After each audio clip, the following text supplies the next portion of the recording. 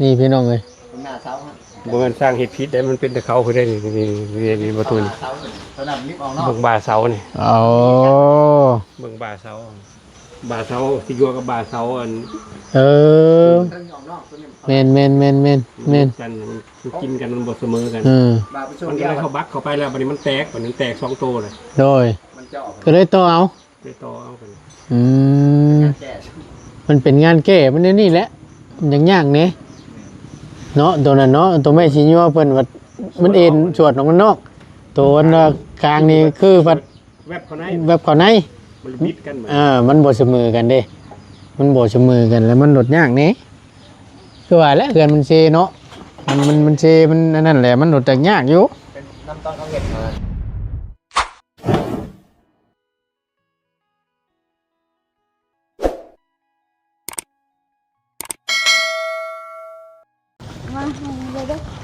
ฮะปนปลายังกันนะเอารถไปเก็บนึกว่าล่ะตากแดดตากฝนอยู่เพิ่นล็อกคอบ่ล็อกหรอวะยังอยู่กับไปตารางนั่นไปเอาพบเจอกันอีกเนาะในช่วงแรงๆพี่น้องไว้ใช้แต่เก่าขี่รถนะ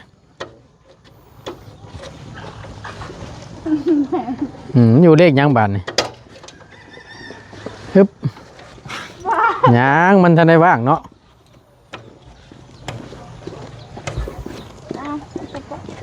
ใส่คือเหยียบยากเถอะยู่ให้มันโยกอีกแน่หน่อยนึงถอยหลังถึงว่าแพ้หลดถึงรถโปรเพเหยียบไปหน้านั่นเหยียบปีกหน้าน่ะเหยียบลงรถบ่นะเหยียบมันชุดรถเด็กเหยียบเหยียบข้างหน้านะเหยียบมาอีกโยกแน่หน่อยนึงก็ต้องแพ้เอาใจรถนะโยก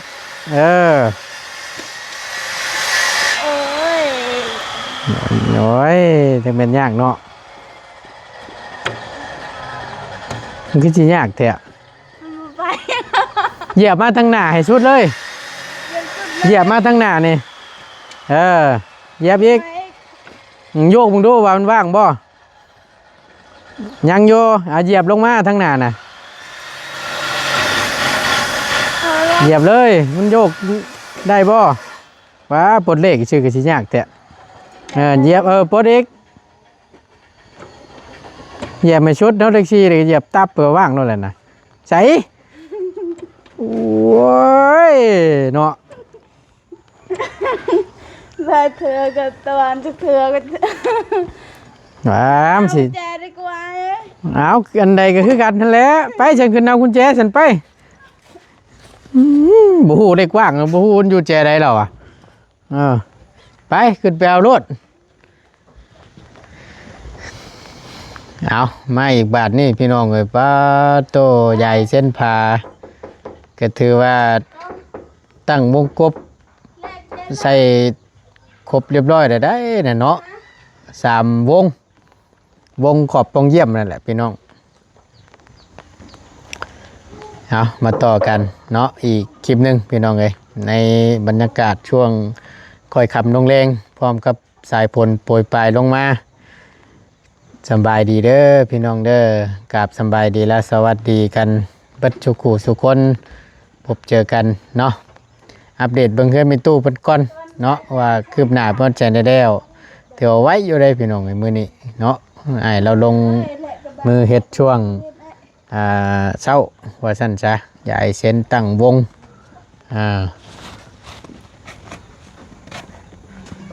เรียบร้อยแล้วทั้งนั้นก็ได้เนาะแหละมาดันแหละเลิศไหมเนี่ยโอ้ยก็นึกว่าอยู่สิใดสิดอกเบิ่งแหน่กลุ่มเอารถเก่าห่มอยู่นี่เบิ่งหันมันอยู่เลขยังนั่นเลข 1ก็เหยียบกลับขึ้นใส่มันคือเหยียบยากแท้กึมาเบิ่งมึงดูอันนี้กูเด็ดไร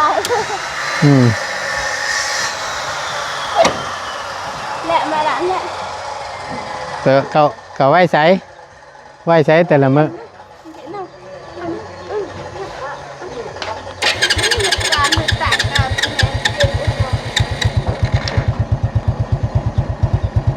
เอาคอยไป แรงกว่าแหละปล่อยขึ้นมาว่า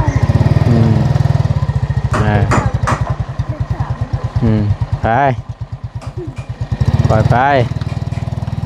มึงได้ลักหัวนั่นจงไว้ในได้ลืมเดิมจัก ทำลงขาดเมื่อกี้นี่พาขึ้นลง ฮะ ขาดเมื่อกี้นี่เรายังพาขึ้นลงอยู่ ลมอยู่ใส่ คุณอยู่ได้ เมนบ่สบายดีล่ะสบายดี สวยดี สบายดี อันวังแหละแต่ละผู้แต่ละคนนี่อาบน้ำเตรียมตัวสิพากันไปเจ้าเฮ้ยฮะ อยู่เฮือน อยู่เพื่อนตัวอาบแล้วบ่ตายกักบานนี้ยัน หนาวเลยคือ ว้าเป๊ะปูไว้ไปจักดอกไอ้เบิ่งคักแล้ว นำปลายมือเลยแหละ บ่ว่าโอดีน่ะ โอ้ยลายมือมันจะใช้มือคืนนี่ก็อาบเลย อาบอยู่บ่เมื่อคืนนี่ อาบ ว่ากระบะกระเบาะแล้วเนาะ เอาเบิ่งเด้อเฮ้ยหัวบวบโอ้ย เข้าหัวบวบจังเนาะ จักคือได้แล้วอยู่เป็นวนละ มันในนี่แหละคำว่าบ่ได้อันชอบได้เลยเดี๋ยวก็เป็นบ่ยากหรอกจำนั้นก็ถือว่าโอเคแหละเดี๋ยวก็เรื่องแหละไปจังอย่าว่าแหกเข่าอะไรแหกเข่าวันนั้นฝนตกค่ำบัดนี้เนาะตายคักเนี่ยนี่อ่านเป็นตู้แล้วเลยน่ะเรียบร้อยแล้วอาบน้ำตักน้ำมาน้ำนั่นยังแต่มอนี่บาทนี่ยันแล้วอยู่เบิ่งคักเลยบัดอ้ายออกไปนี่ยันโอ้ยบ่ชนเลย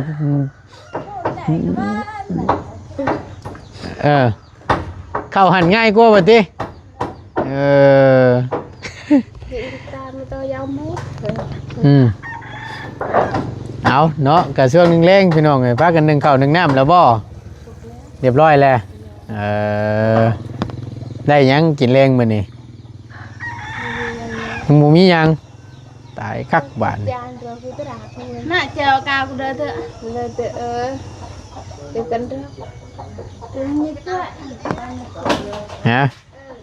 กินคนปลาทำแล้วคนมา ปนปลาโอ้เอาถัดไปหาไปตู้เขา พออยู่เพิ่นหากนมาแต่ให้เนาะสบายดีล่ะสบายดีพ่อโยเราหาทั้งตัวหาทั้งตัวหาผู้บอเราหาไปได้ถามน้องตัวฮะ ออนเจ๋กวยไปถึงน้องโอ้โหคุณเจ้าก็โดยอ๋อโอ้โหเสียใจแล้ว รู้อยู่ว่าบอกไอ้ไปหาคนยอดเขาเฮือนแล้วก็นึ่งข้าวช่วยกิน เอากะพูดแล้ววันฮอนมือฮอนยามมันละกะทั้งระบ่าวแล้วก็สิจัดแจงเบิ่งดอกเนาะต้องให้ผู้รักผู้ใหญ่เพิ่นแหละ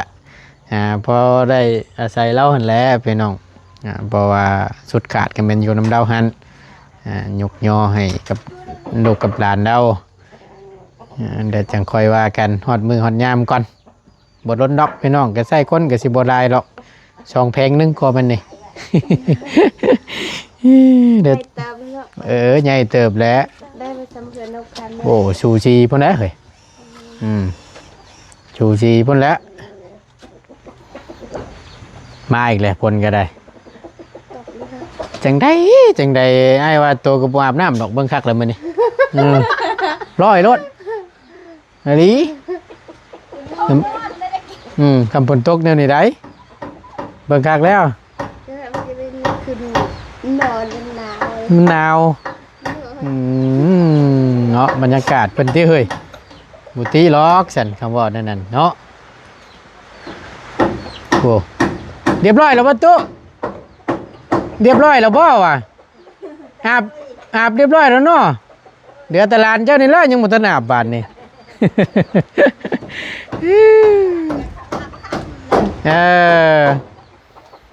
เอาผลปุระไปหาเฮ็ดอยู่เฮ็ดกินชูไปตู้ผลไปช่วงแรงๆไปขึ้นเบิ่งกันทั้งไงสร้างแล้วก่อนพี่น้องจักหน่อยหนึงอุ่นยังเช่นตู้โอ้แกงเฮ็ดนั่นบ่ตู้ยังบ่เบิดอยู่บ่จ้ะเนาะปนปลาทูน้ำแน่อึ๊บอึ๊บ เละก็หมอกเอามามกระโปงดูว่าจะอะไรน้อง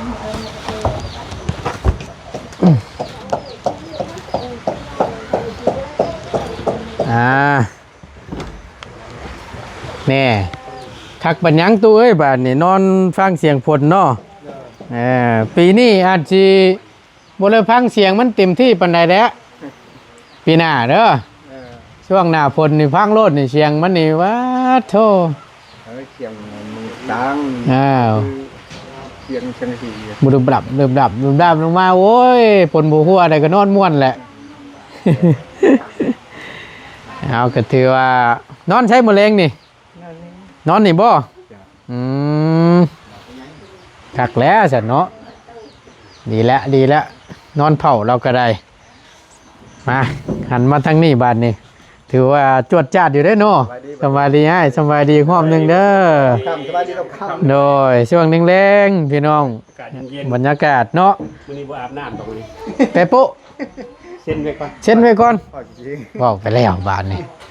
ญาติล็อกพระห่มคนโตอยู่ดิสร้างคนละสร้างตัวละ10 ล้าน30 ล้านเขายังเขาไม่อาบไหมเขาอาบได้มันว่าเขาคือเอาสู้ข้างในบุรุษช่วยเว้ยคัดเขาบุคักสร้างบ้านสิว่าสร้างบ้านน้ำได้หันเนาะ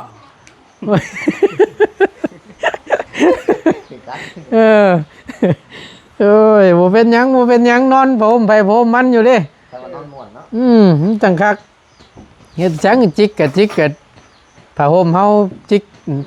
หัวจิกตีนแล้วก็กินเจ้าของนั่นแหละยามันดอกบ่เป็นหยังของเขาเองดอกของเขาเองคุณละอ้องอันนี้เนาะแนวมันแหละมันเปื้อนแบบมันอ้อมมันไม่คายนะแม่นนอนยากแต่เด้น้ำหวามนี่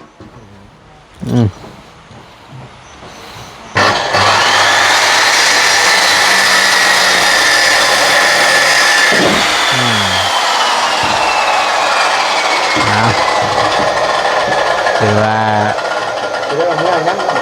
ยัง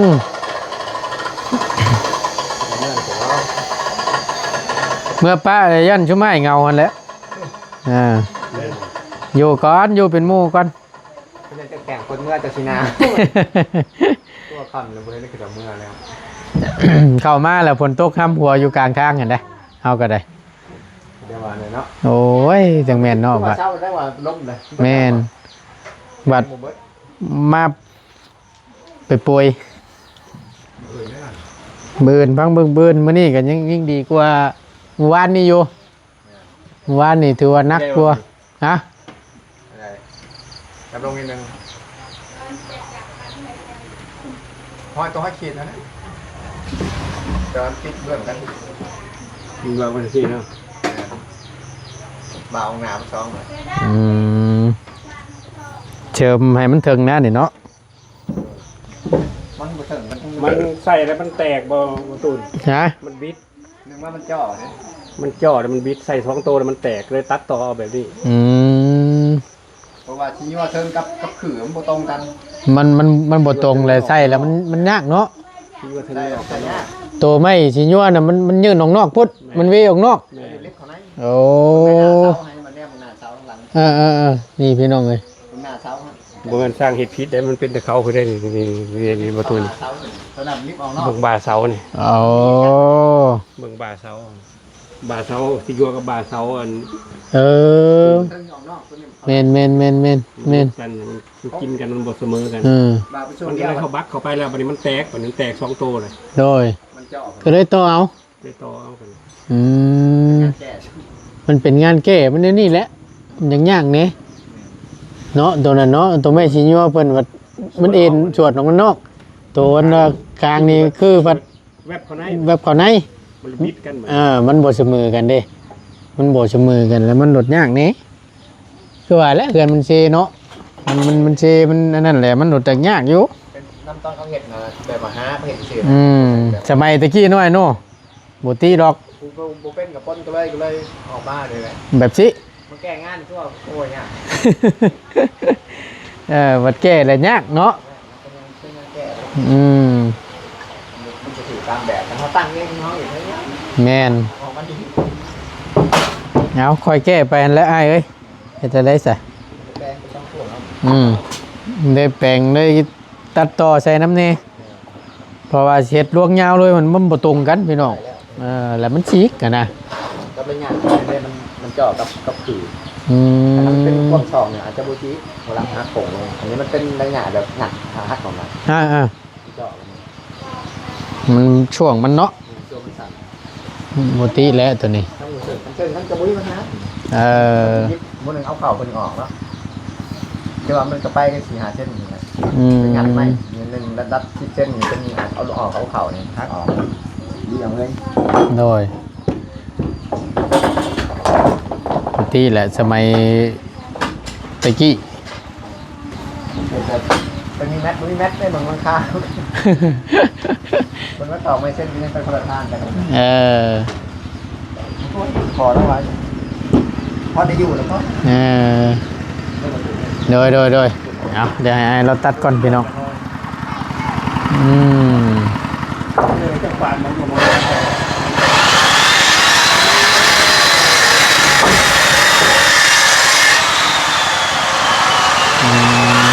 บัล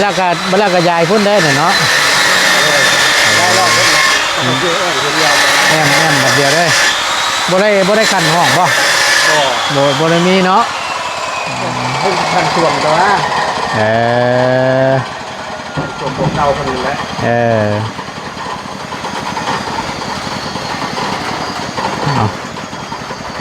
คนกันนำลงมาแล้วบาดนี้ตายคักๆบาดนี้ ตายกันทัก ค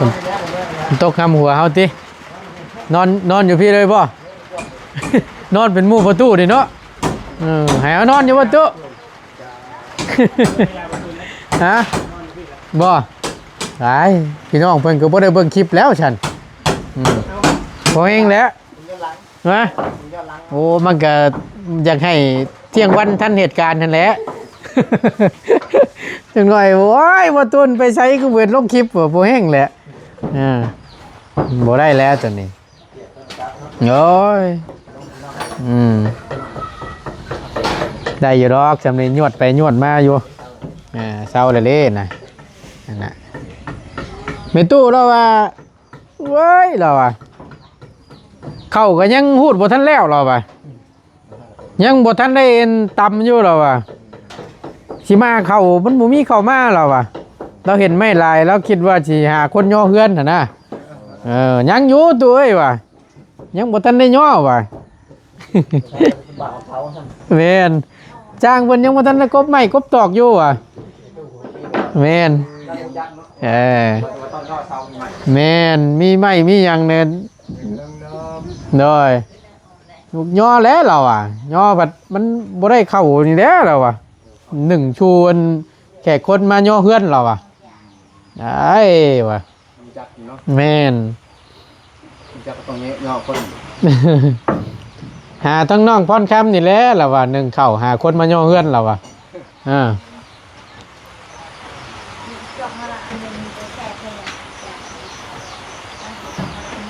ถือว่าได้ใส่เป็นที่เรียบร้อยแล้ววงเกาะวงกบวงปองเยี่ยมถ้าเอาตามรักเพิ่นแล้วกันเนาะไอ้เนาะขอบปองเยี่ยมมันนี่นะบานประตูหรือว่าประตูปองเยี่ยมย่างเขาก็ยังยันเนาะมันคุ้ยเด่นนี่โดเละอยู่ มันก็บ่หลายโตบ่ได้ตอกขับเลยนะ เกิดขึ้นมาดั้งกับอกไก่ยังบ่ได้ตอกใช่กันไปเบิ่งอ้าวเขาตอกได้คืออยู่หลายปีเฉยกว่าอันนี้ตัวนี้ก็ได้ตัวเดียวนี่มาเบิ่งเดียว เนาะ คักแน่ดิจ้ะสมัยแต่ก่อน ปูกับพ่อนะพ่อ สมัยตะกี้มันหาตะปูยากเนาะตุเนาะ ตัวเห็นจะปู บ่มีตะปูเด้แม่นบ่โอ้จังพรแล้วจ้ะก็เลยวังตอกแน่ฟังบ่ได้ตอกน้ำแน่ แม่ถ้าแต่ลมบ่ได้ก็ เนาะโอ้ยดีแต่ว่าลมบ่เอามันบ่อุ้มไป ลมบ่แห้งลมแห้งโอ้ย จันไปเพิ่นแล้วเนาะ บ่อยู่ เออ โอ้ยสาธุแล้วฉัน แป้นมันตอกไม่ได้ทั้งหลายตอกใหม่ เป็นนี่บ่ เฮ้ยตัวตู้ผมก็นี่ยังบ่ทันหลายมันทันตอก อันนี้บ่ นี่นะบ่าวอาจตอกหลายตอกให้ตอก อันนี้บ่ไล่ตอกเชิมน้ำ บ่ทันเบิดนั้นตะปูเพิ่น ไล่ตอกกันได้ไล่ตอกใหม่นั่นแหละบ่แม่นเงินกันบ่ตอกแป้น มันก็อาศัยแป้นนี่แหละหยุดเนาะ แม่น ตอกตะปู นี่เด้พี่น้องแต่ละแผ่นแต่ละอันโตตอกโตบ่ด้วยความที่มันบ่มีเนาะตุเนาะ บ่มีตะปูเลย บ่มีตะปูบ่ได้ตอกมีแต่ยึดหัวท้ายเอาละแม่นตรงกลางป้าเลย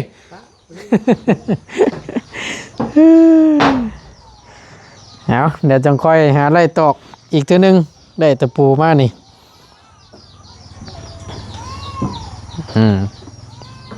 ใช้กึได้ยังเฮ้ อ้าวว่าเจอที่ใดอย่างนี้ ใช้เบิ่งมาโกมาเกะนี่ โมกุนี่แหละกับเขาวเบิดกับเบิดจำนี่แหละเอาจำได้สันตัวเว้ยลวกพักจำเจียวมันก็คักแหละ ไปไหนกี่คนไหม นี่ มาให้กันเนี่ยจะจ่าเจ็บ จำเจียว จำแก้วนี่ ออม ดีเลยก่อน แกงเฮ็ดชมพัก อันไหนเออ เอาพากันกินข้าวกินน้ำซาบานนี่เนาะมาสู่กันกิน เลย ฮะ วันนี้จนไม่ได้กินข้าวเลย ทางไงช้างเขานี่บ่ นี่ ม ไม่อยากเป็นว่าไม่อยากเลย เนาะ นำไปยออยู่บ้านนอนก็บอก บ่กินเลย กินเลย ว้าวดีนะไอ้อะ บ่อยากเล่นวันกินละกิน โอ้เพิ่นกินกับข้าวแซ่บว่าซั่นซะแม่นดีได้คำว่าเพิ่นว่าเฮากินแนวแซ่บๆถึกปากเฮาในนึงนี่กินแบบเต็มสปริงนี่เบิดมื้อก็ได้ ก็คนที่อยากกิน มันโดนตุ้ยใส่แล้วเนาะบ่ติแล้วตัวนี้ถ้าเป็นเฮาก็คือกันนั่นแหละ เอาเพิ่นก็เกียมไว้ให้เด้อพากินนี่เด้อให้เด้อกับข้าวกับน้ำโดยไปบัดนี้เฮาออกก่อนใช้อันคือได้ยินว่าสิมีเวียกลบน้ำเฮา บ่ยอกซื้อ บ่ไหวบ่ฉันกลัวมีหยังก็มาลบน้ำกันเลย มันหนีได้ประตูเนาะ นะ เงินเนาะ มีหยังก็มาล้มกันเลยเฮ็ดได้ซะ เรื่องทำนี่ เรื่องเงินเรื่องคำนี่บ่ เลยเอาไว้ก่อนเนาะ มาแล้วแหละนี่จะได้พังน้ำกันนี่ เอาโอเคท่านพี่น้องเอ้ยทั้งบ่ต้นก็สิได้ขอจบคลิปปิดคลิปลงไว้เพียงสำนี้ก่อน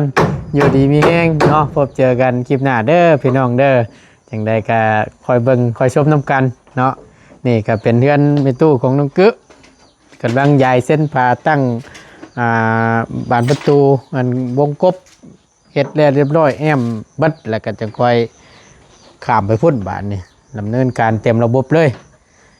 เอาขอบคุณในไลน์อยู่ดีมีแฮงพบเจอกันคลิปหน้าเด้อพี่น้องเด้อเนาะเบิดเดือนนี้ใช่ไหมจ๊ะ เรียกว่าคนละ กลัวแล้วเหรอเนาะมื้อนี้กับวันที่28แหละ 18 เอาก็เบิดหมด 27 28อะไรเบิ่งเด้อเบิ่งไม่ก่อนยันว่าผิดนะ ประมาณนั้นแหละ เด้28วันอังคารประมาณนั้นเบิดเดือนผู้ดีเบิดเดือน9กับผู้เด้อ1 2 3ผู้นั้นเนาะ เรียกว่าคนละประตู เอาค่อยๆไปค่อยๆเฮ็ดไปนั่นแหละเฮ็ดได้ซะ เป็นงานสร้างเลย แม่น งานน้อย งานใหญ่เลย ทำเงินใหม่ โดย ต่อได้ว่าบริปู เพราะว่าที่แรกนี่เนาะ โดย แม่บ่เลยว่าหลังคงหลังคาเช่นผอกเช่นผาแค่ว่าบ่ได้ปูใหญ่ตรงกับตั้งเชานั้นเนาะ แม่ เชาก็ตั้งอยู่ประจักเชียนอยู่ประจัก ได้ยกตีนที่ขึ้นอยู่ อันนี้ ตำรวจเพิ่นว่าให้ยกตีนไปไหนแล้ว อืม พี่น้องเอ้ยฟ้าฝนก็มาอีกแล้วอยู่ดีมีแห้งบ่ต้นสิอยู่เบิ่งก่อนจักหน่อยแต่ว่ามันเช้าแล้วก็จังสิได้ออกเนาะสบายดีเด้อพี่น้องเด้อ